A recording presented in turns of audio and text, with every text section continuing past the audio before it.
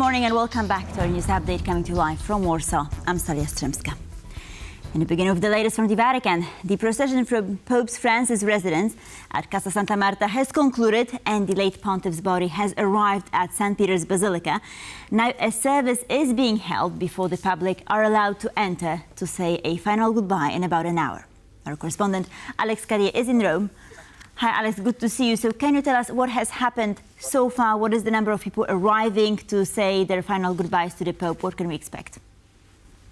Good morning. Well, the process so far is that the Pope has been transported, as you said, from the Vatican and then into St. Peter's Basilica, where a prayer will be said in the next few moments before the public in their tens of thousands here in Rome will be allowed to come in and pay their respect. We have thousands of people arriving on the square of St. Peter's, waiting for their opportunity to say their farewell for the late pontiff. That will be, of course, very moving scene. We've seen, as you can see on your screen, pictures of that procession, of that moment of reflection in St. Peter's Basilica, waiting for the public then to be allowed in. We have seen cardinals from across the world, as you see now, assembled together in the Basilica, making it clear that they will be, or actually I should say, they will be the decision makers as to who replaces the Pope. But today, of course, is all about mourning Pope Francis, the late Pope Francis. We will see tens of thousands of people. Just a few moments ago, I saw German police officers who have been flown here to support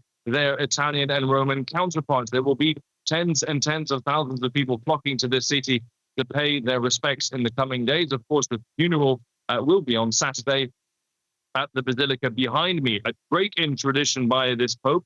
This is the Basilica, the Papal Basilica of Santa Maria Maggiore. That it was where Pope Francis went to pray before every foreign trip. That's the Basilica behind me now. That is where the funeral will take place. But for now, of course, the focus is on St. Peter's Square and the public paying their respects to the late Pope. Alex Kadie, thank you so much for this update and do keep us posted throughout the day. Now, Polish President Andrzej Duda is one of the many international leaders who are confirmed that they will attend the Pope's funeral on Saturday. The ceremony is set to take place on Saturday, April 26th at 10 a.m. in Rome. Other leaders who have already declared they will be present to bid the final farewell to the pontiff alongside Polish President Andrzej Duda include the President of Ukraine, Volodymyr Zelensky, U.S. President Donald Trump, and France's Emmanuel Macron. The United Kingdom will be represented by Prince William and Prime Minister Keir Starmer. On Saturday will be unusual funeral. Why? First, this is the first Pope for more than 100 years that is buried not in St. Peter's Basilica, but at Santa Maria Maggiore, St. Mary the Major. He wanted to be buried there in front of the icon of the Virgin Mary. So there will be the procession, or will be, his body will go throughout the city of Rome. So this is unusual. And it makes this funeral also special. But it shows that he wanted to be buried in the St. Mary the Major Basilica for his love of Mary. When he started his apostolic pilgrimages, he always started with this basilica in front of the icon of the Blessed Virgin Mary. It shows his love to Mary. The funeral ceremony will begin in the Vatican's Basilica of St. Peter, but per the late Pope's request, he will be laid to rest in a simple wooden casket in Rome's Basilica of St. Mary Major. And as the Vatican prepares for the Pope's funeral, set to take place this weekend, the question who will become the next Bishop of Rome is starting to make rounds. In the days following the funeral, the conclave will elect a new Pope. Top candidates include cardinals from Africa, the US and the Philippines.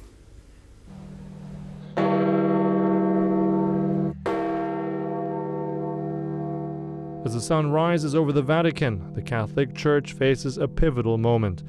The question of who will succeed in leading in its 1.4 billion followers is already unfolding. In Poland, where the Church holds significant influence, expectations are running high.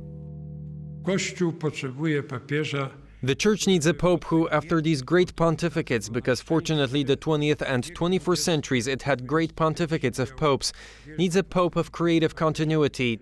Pope Francis, while considered progressive by some, was criticized for his slow response to Ukraine's suffering, causing controversy. And Ukrainians are now waiting for a new pontiff to take a stronger, more decisive stance. We would like to have someone who would behave like St. John Paul II. That is our dream. Of 240 cardinals worldwide, only 135 were eligible to vote, as they must be under 80 years of age. Europe still leads with 53 cardinals, but under Pope Francis, there's been a significant shift with more appointments from Asia, Africa, and Latin America. In fact, 108 of the 135 electors gathering in the Sistine Chapel were appointed during his papacy, reflecting a broader global perspective that may also mirror the late Pope's wider policies. The first challenge, and it will certainly be a challenge, is to maintain this direction, so to speak, of the universality of the Church on all continents. And in this sense, of course, there are certainly some opportunities there for cardinals from Africa and Asia. While it remains unclear who would lead, there are several key names, each with a unique vision for the Church's future, who could lead the papacy. From Hungary, Peter Erdo represents a traditionalist, Europe-focused approach appealing to conservatives within the Church. Robert Serra of Guinea is known for his strong opposition to liberal theology and secularism, making him a favorite among those seeking a return to traditional teachings. Peter Turkson of Ghana, an energetic African leader, is seen as a conservative but also opposed to criminalizing LGBTQ relationships. In Italy, Pietro Parolin, the Vatican Secretary of State, is a top contender with his diplomatic experience and ties to Pope Francis. Luis Antonio Tagle of the Philippines, known as the Asian Francis, is a moderate with a strong focus on social issues, while Matteo Suppi, also from Italy, brings a progressive, peace-driven approach to leadership. Whoever is chosen will face an array of challenges. The conclave is yet to be convened, and while many electors were chosen by Pope Francis, it's far from certain they'll back his progressive policies. The longest conclave of the 20th century lasted 5 days. Francis, however, was elected just a day after the 2013 conclave began. As always, anything can unfold before the white smoke rises over St. Peter's. Sasha Farbach, TVP World. We'll, of course, keep you updated as to the latest developments from the Vatican. For now, however, let's move back to Poland. In an address to the Polish Parliament on Wednesday, Polish Foreign Minister Radosław Sikorski will present the goals of Warsaw's foreign policy for 2025. Polish President Andrzej Duda and Polish Prime Minister Donald Tusk will both be in attendance.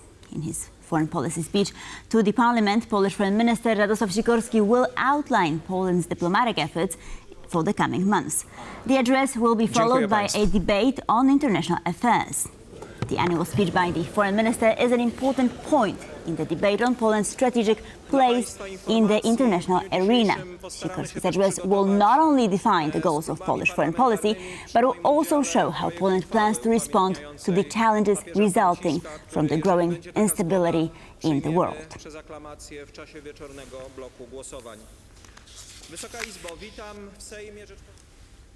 Today, London will play host to a meeting of Western diplomats who will discuss further efforts aimed at putting an end to Russia's war in Ukraine. Our correspondent Oskar Reggie is in Kyiv and has the latest. So, hello, Oz, good to see you. So neither Rubio nor Witkoff are set to attend. What is the importance of this meeting?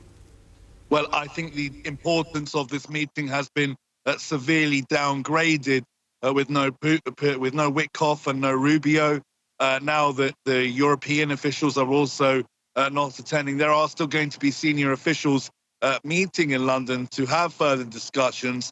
But this meeting has clearly been downgraded, with now none of the leading diplomats of these countries expected to take part in them. There will be other talks on the sidelines between David Lammy and the UK Foreign Secretary and other officials. But these talks, as they were planned before, have been downgraded. And I think the expectations should be measured based on that. Now, what was supposed to happen at this meeting was Ukraine was supposed to respond to the US proposal for a ceasefire with Russia. And those US proposals, according to reports in the US press, Wall Street Journal, Axios, report that the US is willing to concede de jure control of Crimea to Russia and de facto control of those 4 other regions that Russia lays claim to Russia. Zelensky has already responded to this, says that they will not accept Russian control over Crimea, that this is against their constitution.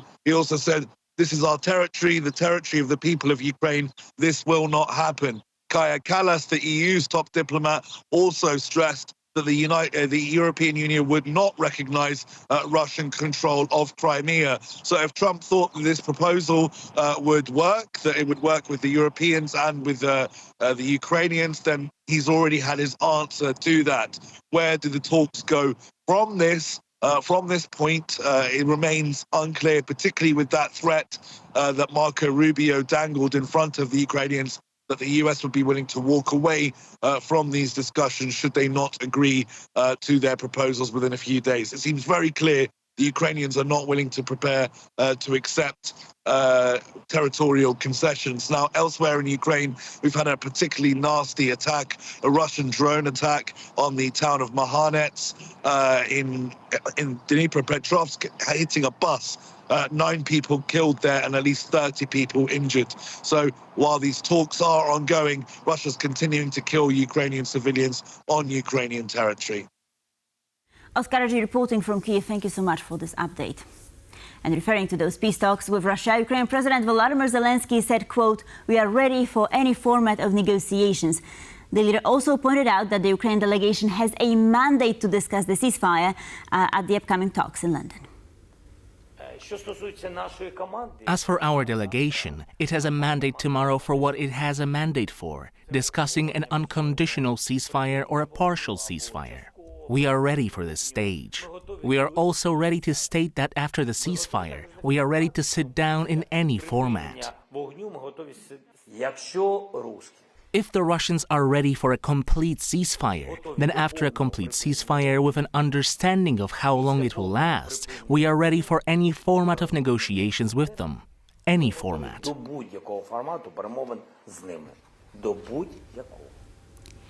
As we mentioned, U.S. Secretary of State Marco Rubio will not attend high-level talks in London focused on the war in Ukraine. While the State Department confirmed the change in plans, it emphasized that American participation in the discussions remains strong. The meetings in London are still occurring. He will not be attending, but that is not a statement regarding the meetings. It's a statement about logistical issues in his schedule. Can you confirm who will participate from the U.S.? Well, I do know, yes, that General Kellogg is there. And so he will be having those conversations. So we look forward to hearing back from him about whether or not we've had some success in London. Russian President Vladimir Putin has offered to halt his invasion of Ukraine, vowing to give an order for his soldiers not to cross the current front line. This news comes ahead of the upcoming ceasefire talks in London. The Financial Times, citing sources familiar with the matter, reported that the move is part of an effort to reach a ceasefire deal with U.S. President Donald Trump. Vladimir Putin has reportedly told U.S. Special Envoy Steve Witkoff that Russia could relinquish its claims to areas in the 4 partly Russian-occupied Ukrainian regions that are under Kyiv's control, according to the Financial Times report. Witkoff is also said to be headed to Russia later this week for further talks with the Russian president, according to the White House. At least 9 people have been killed and more than 30 wounded after Russia launched a rain of drones on eastern Ukraine, eastern, southern and central Ukraine. In the city of Marhanets in the Dnipro region, a suicide drone hit a bus carrying workers from one of the factories, killing at least 9 people on board. Earlier, in its overnight strike, Russia targeted the southwestern region of Odessa, inflicting wounds on 2 people in the region's crucial port city. Moscow also struck civilian infrastructure, including presidential buildings and businesses in the regions of Poltava and Kharkiv. In the latter, a blast caused by Russian drones sparked a large fire, Ukraine's State Emergency Service said in a statement on Wednesday morning. The Ukrainian Foreign Ministry has summoned China's ambassador to Ukraine to raise serious concerns about Chinese nationals fighting for Russia in Ukraine and reports that Beijing supplies weapons to Moscow. According to Ukrainian President Volodymyr Zelensky, at least 155 Chinese soldiers were fighting alongside the Russian army in Ukraine, with 2 of them already detained by Kyiv. Zelensky also said he had information that China supplies weapons to Moscow. Beijing has denied these allegations, saying that it had not provided weapons to either party. Meanwhile, the Ukraine Security Service has announced it has intelligence that Chinese citizens are working at a drone factory in Russia and that it will pass that information on to Beijing as it is, quote, of serious concern and contradicts the spirit of partnership between Ukraine and China.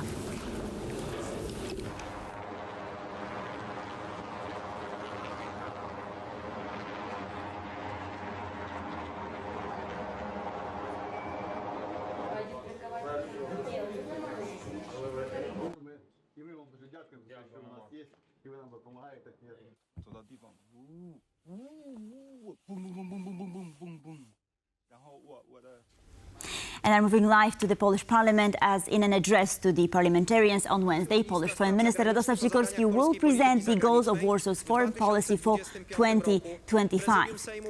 Polish President Andrzej Duda and Polish Prime Minister Donald Tusk will both be in attendance. You can see live images from the Parliament. In his foreign policy speech, Polish Foreign Minister is supposed to outline some of the key goals, of course, that will be crucial. We're going to stop here and move live to the Parliament, as the speech is going to start at any moment now.